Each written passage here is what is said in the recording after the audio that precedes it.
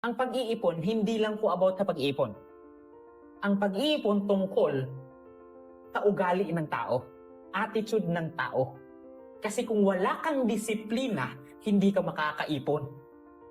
So ngayon, kung gusto nyo mag-ipon, kailangan yung disiplinahin yung sarili. At ang pag-iipon, hindi kailangan i-deprive nyo yung sarili ninyo. What do you mean i-deprive? Alam nyo ibig sabihin i-deprive? Kung baga pagdamutan. Magtipid ka ng sobra. For example, sabi mo, 20 lang pera mo. Sabihin mo, gusto mong ipunin lahat yung 20. Even though wala kang ulam. Hindi pwede yon. Masama yon. Kasi dinideprive mo ng sobra yung sarili mo na magagalit siya sa'yo, magtatampo siya sa'yo, na ayaw niya na ulitin mag-ipon. Kasi bakit? Dinagdadamutan mo siya. Kung gusto niya mag-umpisa mag-ipon, mag-umpisa kayo sa maliit. Hindi dahil ang habol natin doon is hindi malaki yung maipon mo. Ang habol natin, madisiplina yung sarili mo para yung disiplina na yun magiging magiging habit mo na. So, ulitin ko, ang pag-iipon maganda. Pero hindi tayo minsan nakakaipon because wala tayong disiplina. Because we cannot talaga, hindi tayo makakaipon kung wala tayong disiplina. Huwag kayong mag-ipon kung hindi nyo alam ang rason.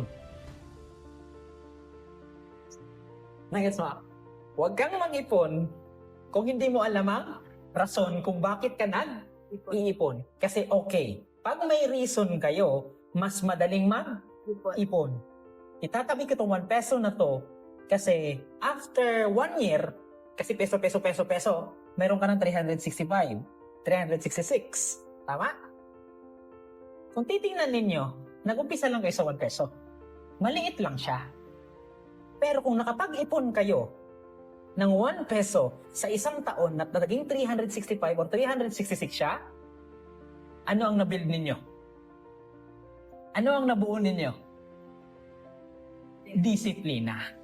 Ngayon, kapag nadisiplina mo yung sarili mo at natuto kang magdisiplina, kahit 120 peso, pagdating ng panahon na magkatrabaho ka, matuto ka or marunong ka ng mag-ipon ng mas malaki.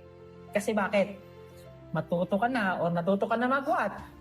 Disiplina yung sarili mo pagdating sa pera. Pero, ulitin ko, dapat pag may disiplina ka, dapat may may reason ka.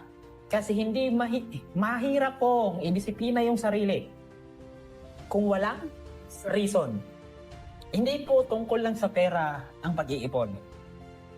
Ang pag-iipon talaga is tungkol sa pagkatao ng isang tao. So kung gusto nyo mag-ipon, disiplina. Magkaroon ka ng rason.